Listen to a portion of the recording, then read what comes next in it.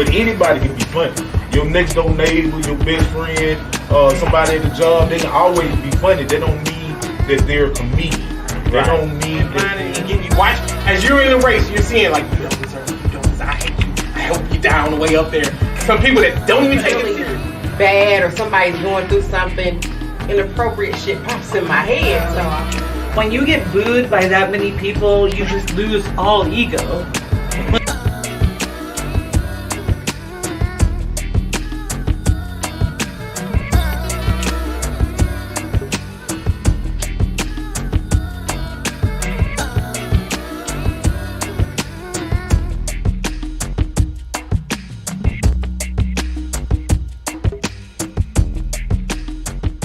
bit of that, a little bit of this. Yeah. Okay. I think I was trying to make her remember a question. You remember it now? Hell no. But we're going to go with it. Let's go. All right, we're back to Behind the Mic with Miss Poobie. This is my boy, Troy Boatwright. How long you been doing this comedy thing now, Troy? Miss Poobie, I've been doing comedy for 3 years now. 3 years. Feel like 10, but it's been 3. I'm still a baby. Still a baby. You and me both. Yeah, still a baby. Yeah. I love it. I love it. So, what got you to doing comedy, Troy? To be honest, I just always love comedy. It's embedded in me. I am comedy. I just love it. You know. I wish I'd have been doing this, but I was scared. You know, Mm-hmm. and I just love it. You know, and you know, I would never quit this. Okay. I would never quit this. And I guess my next question is: there's a lot of chatter. How do you feel about the people who come and do open mics and people who are doing comedy as an art to get paid? I think that's the main word, open mic. Open mic is for people to, you know, work at, it's like being in the gym. Open mic is just, you know, shooting in the gym, you know, working on your game. So if you feel like that you know, you got it in you to do comedy, get up there and do your thing. But I say it's an art, just respect it. Just respect the other so-called artists, comedians, you know what I'm saying? So I think that, you know, like I said, you're in the gym. It's open mic. So come out there and do your thing, but just always respect it because it is an art. And we love this. As comics love this. Absolutely. Mm-hmm. I remember the first time I was ever on stage.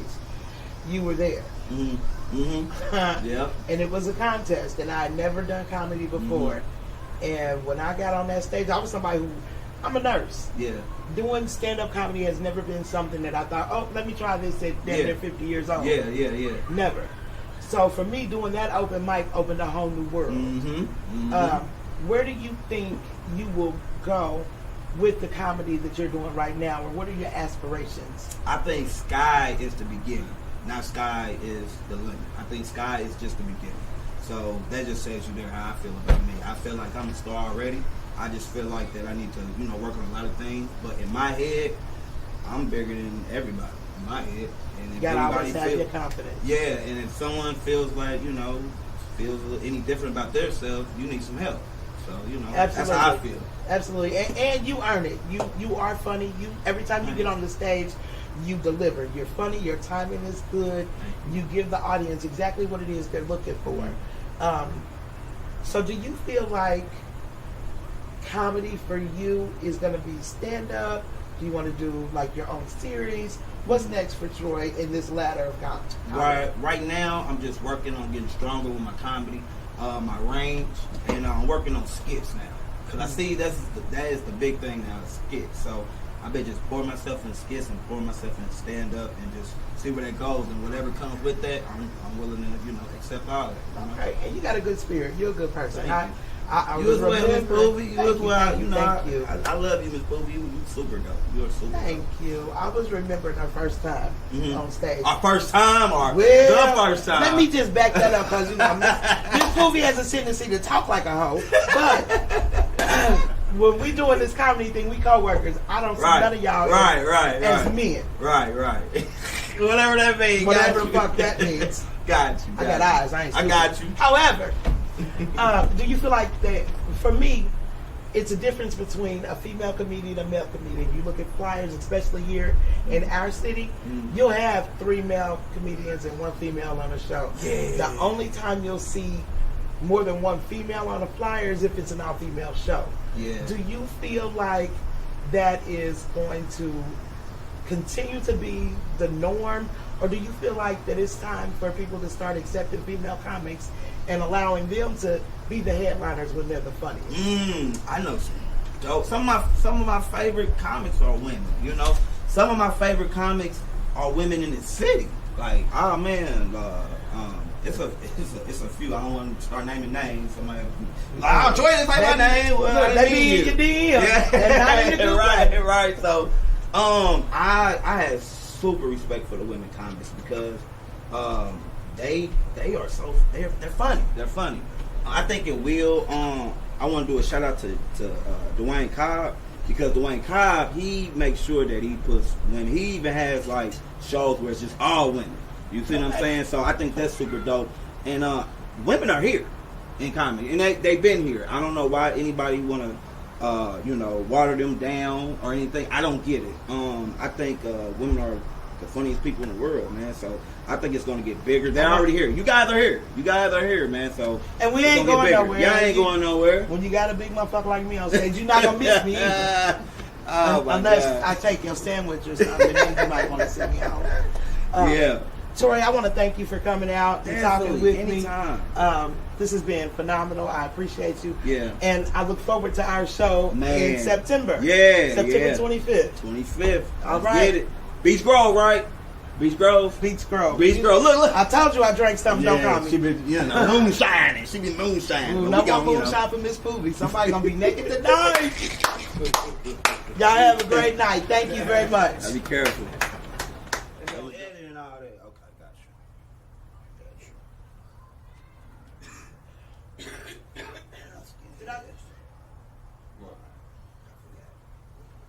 What time is it, Miss Poobie?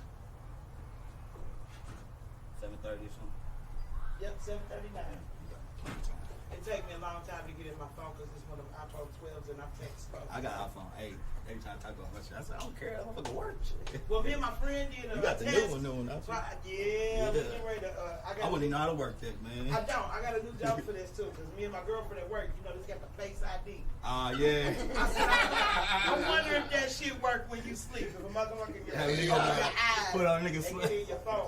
He need to be on stage while y'all talking about that shit. Well, it's actually recorded. Yep.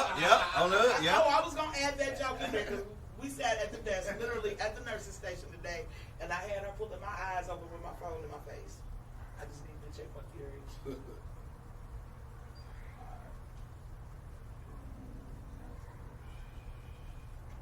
All right, ready. So just go up and just do me.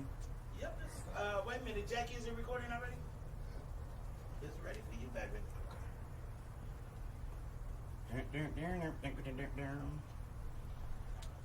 Yo, everybody doing out there? Hey, what up, fellas? How y'all doing? This ain't fun right here. I like this. Got the lights and everything. Basketball court over there. I like that. Man, today's been a long day. It's been a long week, to be honest, man. Do any of y'all mess with youngsters, like little youngsters? 25 and nah, you ain't messing around. She said, no. You say you work with them? Yeah, they crazy as hell, man. Me personally, I can't deal with them. They stupid, man. You know what I'm saying? A lot of them dumb. You feel me? A lot of them dumb, man. No bullshit. Like you can buy them anything and tell them anything. For example, for some reason, I don't know what's this thing about lobster, y'all. Like when I was growing up, I ain't no damn lobster. I ain't no crab legs. I don't know nothing about no lobster. Man, this dumbass girl so stupid. I just tell her anything, right? I bought her a bag of crayfish. She said, "Ooh, those are little lobsters." Like, come on, man, little lobsters. That's why I don't mess with youngsters, man. Last time I messed with a youngster, man, it was a long ass weekend, man. I met the little youngster, right? When she pulled up on me, I should have known something was going on because she had a ankle bracelet on her shit. You know what I'm saying? But you know us nasty niggas, we don't give a fuck. We want some puss. You know what I'm saying? We just want some puss. We don't give a fuck about that house arrest shit. I been locked up before. You know what I'm saying? My nigga on house arrest right now. You know what I'm saying? I don't give a fuck. So, I ended up taking her to meet my mama. Don't ask me why and shit. Don't ask me why I ended up taking her to my mama. Long story short, me and my mama ended up jumping the bitch. You know what I'm saying? Now my mama walking around with a house arrest ankle on and shit. You know what I'm saying? But my stupid ass still wanted some motherfucking pussy. You know what I'm saying? So I took her on a nice evening to Golden Corral. You know what I'm saying? Got them unlimited ribs and chicken wings and shit. Stole some cookies and everything. You know what I'm saying? I ain't give a fuck. So, fortunately, she had her own crib. You feel me? So I ended up, taking her to the house. You know what I'm saying? And, the thing was, she had an 80-inch TV. She had an 80-inch TV, right? But it was on 2 crates. It was sitting on 2 crates, leaning over. You know what I'm saying? So I wasn't tripping. I guess over there, I don't judge nobody, especially with an ass like that. You know what I'm saying? I ain't judging nobody. Fuck that. So, we sitting up there, we watching Bounce. You know what I'm saying? We watching Bounce. You feel me? And we watching Living Single. You know what I'm saying? So we sit there, right? We sit there and shit, right? And I see a roach crawl against Khadijah's face. I'm like, damn, Khadijah? The fuck is that, Khadijah? You got something in your face, baby. What's going on? So as I'm sitting there, I see this roach, and I see her see the roach. You feel me? I see her see the roach. You feel me? First thing come out of her mouth. Who roaches are those? Them ain't my roaches. Bitch, they got 2 pieces of ID with your motherfucking address on it. What the fuck? Shut up, man, you better claim your motherfucking roaches. You feel me? Claim your roaches. But baby, I still want some pussy. So I'm sitting there, I'm jealous. So, I get some pussy, y'all. I get some pussy. So I'm fucking right. I'm hitting her, you know what I mean? I'm fucking, so I'm fucking, I'm still going though. I see a roach crawling on the wall. You feel me? I see a roach crawling on the wall, right? So as I'm looking at this roach, I'm following this motherfucker. I'm following this motherfucker, right? I'm following this bitch. Now I done lost the motherfucker. Now, oh shit. So now everything that touched me feel like a roach. You feel me? Everything that touched me. So a little sweat bead jumped on my chest. I said, oh shit, a roach, god damn. I don't fuck with youngsters, man. And the next day, right? She texted me, right? I fucked the shit out that roach having ass bitch. I fucked the shit out of her. Fuck that, man. That's what you're supposed to do. I represent it. You feel me? I represent it. So the next day, and see, I don't understand these youngest slang. You know what I'm saying? I don't be understanding they slang, bro. So she texted me and she said, "Ooh, Troy, that dick was on fleek." I said, on fleek? Then I'm running around going to clinics and shit, looking for medicine for what the fuck fleek is. You know what I'm saying? I'm thinking this bitch again is fleek. You feel me? Then the bitch texted me and said, period. I said, oh, bitch, the period late? Oh, hell no. Oh, hell no. See, that's why I like to mess with cougars. You know what I'm saying? I like to mess with cougars. You know what I'm saying? Round. You know what I'm saying? If any cougars around, I don't give a fuck. Just round. You know what I'm saying? I love me some white diamonds. You know what I'm saying? Ain't nothing sexier than white diamonds, man. And see, thing about cougars, man, is that cougars, they buy you a lot of shit. You know what I'm saying? They buy you a lot of shit. You know what I mean? They give you a hot bath.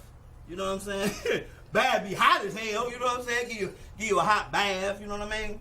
See, my cougar, man. See, my cougar, when I be cheating on my cougar and stuff, you feel me? Reason I really like cougars, though, I'm gonna tell y'all the secret. The reason I really love cougars, because they got wet head. You know what I'm saying? They got wet ass head, because they ain't got no mold. They ain't got no back teeth. You know what I'm saying? They got that wet, soaky head. You know what I'm saying? Hey, your socks all wet and shit. You done went home and shit. Socks wet, no motherfucker. Your girl like, who the fuck got your socks all wet? Miss Florine, bitch. You feel me? But I'm glad that y'all like my few little minutes, man. I appreciate y'all. Y'all be careful out there. Love. I didn't know if you wanted me to keep going. I could have kept going. I could have kept going. No, you know what I mean? Because the sound, I didn't want to stop because the sound. You know what I'm saying? All right, and we're back to Behind the Mic with Miss Poobie. This is my boy Troy Boatwright. Yeah. He's been in the comedy game for how many years now, Troy? 3 years. 3 years? Yeah. And let me tell you, he is funny. He does his thing every time he hits the stage. So Troy, tell me, what inspired you to do comedy? Man, to be honest, I just love comedy. You know, who doesn't? But I'm in love with comedy. I always wanted to do comedy. I wish I would have did this like 20 years ago. I just always love comedy. It's just embedded in me, you know. Every type of comedy, any type of comedy. Think of Three Stooges to Richard Pryor. To I think Eddie you just Murphy. told us how old you are. You look like one of the young bucks, and you just said Three Stooges. I ain't gonna tell nobody. I'm a goofball, man. I ain't gonna tell nobody. So, Troy, tell me your perspective when it comes to the open mics as opposed to comedians who are trying to get paid for their craft. I think everybody should. If you want to do comedy, if you feel like it's in you, I think you should try it. But I think people need to respect it because this is an art at the end of the day. And I think that a lot of people, they don't respect it. And it's always people saying this or saying that. But until you get on that stage, when it gets real, when it gets to sweating, you know what it Yes, lights I hit do. you, then you know. So I think people just need to respect I think the them art. lights are almost as bad as menopause. Hey, it's like being in it's like being like fries in the little fry thing or whatever. But I think people should just respect it, but try it. Try it. You never know. Absolutely. It might be funny. You know Absolutely. Y'all notice how he made reference to food because he talking to a fluffy girl. He called me a fry in a barrel. Wouldn't be no more fries. Just be me.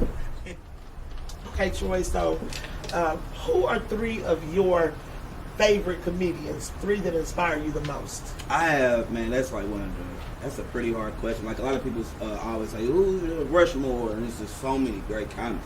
But who I follow and who I think I can connect with more would be like Mike Epps, Okay. D-Ray, Corey Holcomb. These are people that I look at them and kind of see a little bit of me. You know what I'm saying?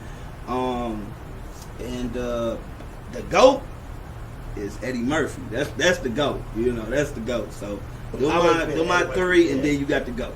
Then you got the GOAT. Okay. Yeah. Okay. Yep. Well, I guess I got one more question. You made me. I have to ask this question. Mhm. I have to. You said that's who you see a little bit of you and them. Mhm. When you hear my comedy, who's the first person you think about? Oh man, you. Oh man, Cheryl Underwood a little bit. Cheryl Underwood, cause you you loud. You loud, Miss Phoebe. I am. Yeah, everybody can hear you, Miss Phoebe. And, Good. and you nasty. And you nasty. Look, see what I'm saying? See what I'm saying? So, yeah, that's you. Let me get you off the stage before I get you off the stage. Y'all have a great night. Thank you.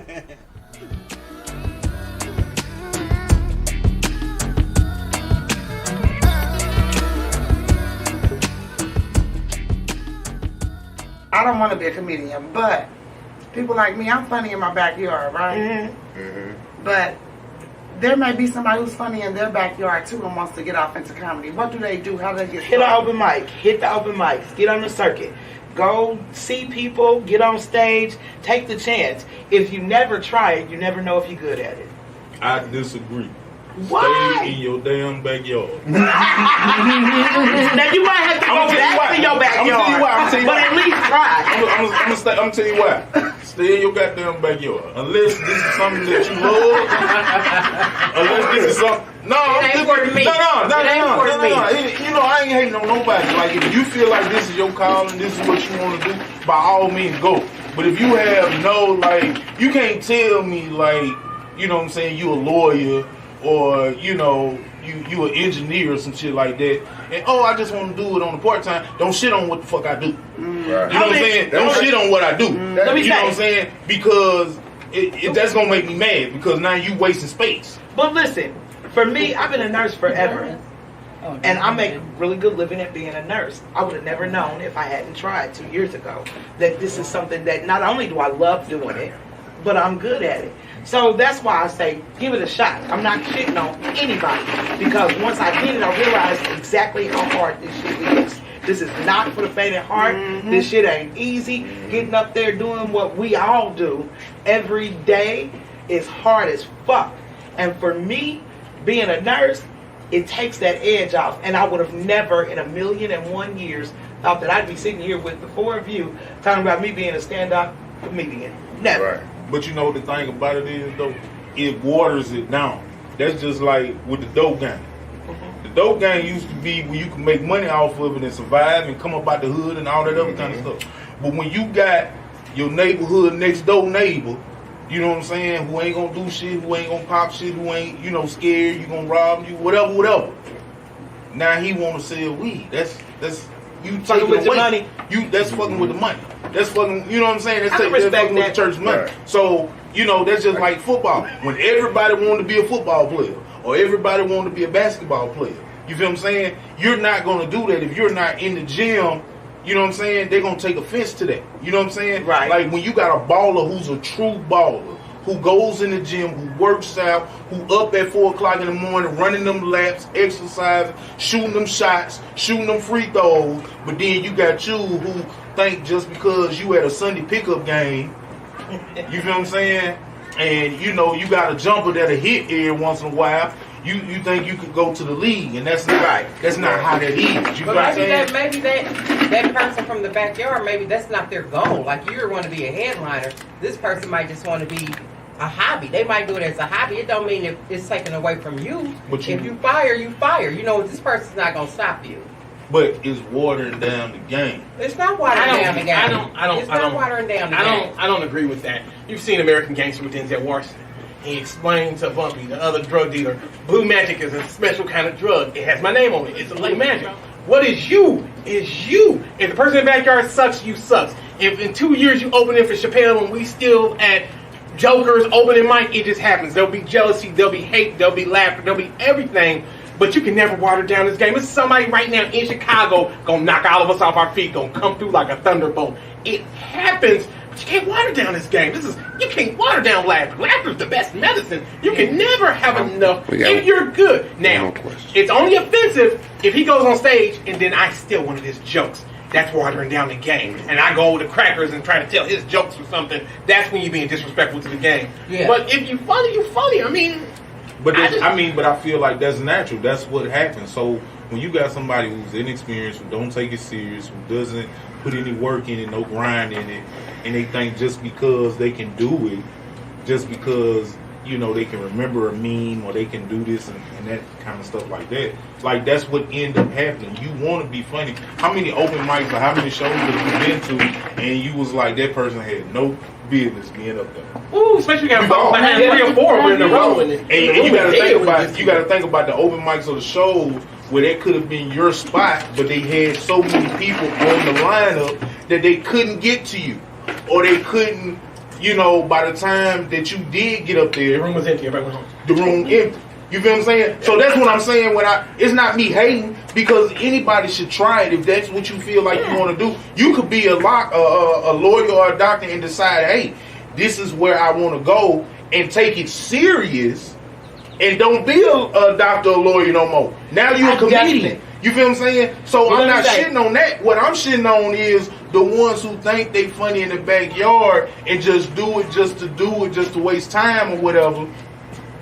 That don't have any interest in really being a comedian. Right. One quick statement is that, did anybody here see Tracy Morgan on Jerry Seinfeld's Comedians in Cars Getting When they was in the car? Well, they talked about the exact same thing you're talking about. And what Jerry told Tracy, because Tracy was saying the same thing, was that how do you get rid of these assholes that are out there who just are bullshitting when people are really trying to work? Well, Jerry said, and I thought it was really profound, the comedy ecosystem cleans itself out naturally. Yeah, so that person in the backyard gonna end up back in the backyard. They may go do 5 minutes, but they're not gonna last. No, it's not gonna. They're not gonna ever get past 5 minutes because they're gonna be talking about that same thing. Filter itself out. We're gonna take another question from the audience. I thought it was a really good point. Yeah. So like, I think this is some of the greatest content I've ever been a part of. You know, I used to do entertainment the whole nine, so I get what y'all saying. I agree with some of the things you saying 100%, and I also agree with some of the things you're saying. So it brings me like to my question. Like, we talked a lot about football and training. I played a lot of football. I trained some younger guys, and some things have to be developed. Some people don't want to work to develop it. Right. My question is to all of you is, for yourself, you want to be a headliner. You hungry, go get it. You might want to do some behind the scenes. You might want to do some writing. You know what I mean? It's a lot of opportunities in that. Okay, so my question is, what do y'all think it takes to develop that it factor? Because it's an it factor in everybody that's you can really develop it. I think you're born with it. You have it. And you exude it. But you can use it or you cannot use it. So in between, there's somewhere you got to develop it. In comedy, I think there's some certain people that definitely have that it factor. You see it. You know what I'm saying? There's no doubt about it. You see it. He's one of them. Absolutely. I think he do got it. He got the it factor. He's one of them. He's got it. I appreciate it. You know, and there's other ones. There's females out here that I see that have that it factor. I believe he has the it factor. Yeah. They just like, it's two genres of different genres of comedy. Without even seeing their shows, I can tell. Yeah. And that's how I think they got to treat comedy nowadays, is like from a genre. Yes. You know what I mean? You got rappers, you got headbanging music, you got R&B. So what's the it? Where do you get that it factor from? Where you guys want to go?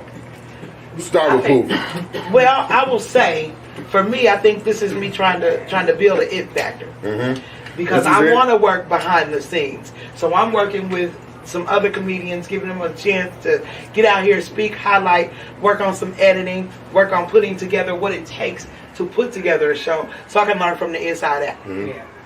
For me, that's where I'm going with it. For me, it's definitely like I said, I want to make a living off this without having to do nothing else. So I need to learn to have the it factor not only on stage but behind the scenes. Know the business behind the scenes, because nothing's worse than a backyarder headlining and getting you watched as you're in the race. You're seeing like, you don't deserve it, you don't deserve. I hate you. I hope you die on the way up there. Some people that don't even take it serious just scout like I could have. That was he on TV. Oh, you gonna get pissed when you see him on TV. You like he ain't even sit. Oh. Wait till you start seeing. Wait till because the business. You have to learn the business. I like your item. You said open mics, but I want to make a living off this. So open mics are in Indianapolis. Hit the ones in Louisville, Kentucky. It's an hour and a half. Cincinnati, hour and a half. Start hitting every open mic you can. Make your face known. The best way to get headline and feature is if they can trust you and they can see you. When they start calling you saying, hey man, can you go to the airport and pick up this famous comedian? Because believe it or not, they'll start having you pick people up from the airport. Roll with them. Talk to them in the car. Hey man, you want to grab something to eat? You want to do this? You want to do that? Get them to the spot on time when they're supposed to be there. They start trusting you. Hey man, you want to start hosting? I need you to host this whole week. Why this dude's here? This is when you start hosting. So that's the main thing. You start hosting. Okay, I'm hosting. You want to get your face known. Don't be just known in Indianapolis. Don't be just known in Ohio. Don't be just known in Louisville. Start the Midwest. Start boom, boom, boom, boom, boom, boom, boom, boom, boom. And that's how you grow. That's how you grow your brand. Ain't nobody, not everybody might not catch this. But if you're doing this and Monday night you insist, yeah, it's going to take some driving. If you ain't got a car, we all buddy up in the car. I'm going to make sure everybody get a spot. Go out there. Now, when we get out there, it's up to you to network. When we get to Illinois, it's up to you to network and this and that. I can introduce you to somebody, but your mouth, you got to have a mouthpiece. This is what I do. You say you do damage, we get on stage. I'm a brag. Yeah, my man Bama, he going to tear it up. Don't mess this up, Rusty. Out there crashing. Then they know, you good at it. Hey, good. Word of mouth. She a Bama, she going to tear the stage up. I'm going to brag to you. She the truth. She the next Miss Pat. Okay, don't let me down. Because my name's on the line. So you start to learn that lingo of the game, and it's just like, wow. Then you start to grow. And before you know it, people start hating. Oh, yeah, I remember you was that. You can't do this show for me for free. You used to do it for me for free. You can't do it for $20. Oh, I thought you was. You can't do it for $15. I thought you was. Oh, you too good. You gonna get those. Everybody come with you, ain't going with you. That's fun. That's funny, and I'm just gonna say it's funny because I said I was in entertainment. I used to manage some artists, and we had a mixtape with a famous DJ Holiday. That was Gucci Man's DJ, and they asked you, "Hey, we need you to go to the airport and pick so and so up," and but you build relationships that way. You know what I mean? So you gotta. It's all about how you look at it. So the it factor, it's all about the it factor. What are you willing to do to get at it? All right. Well, this has been fun. I thank you all for coming. Did anybody have any famous last words? Oh, so now you quiet? That's what I was thinking. No, So now you quiet? I know. Comedy is the answer. What the hell is the question? Y'all, this has been Behind the Mic. I appreciate y'all. We'll be back next week. All right.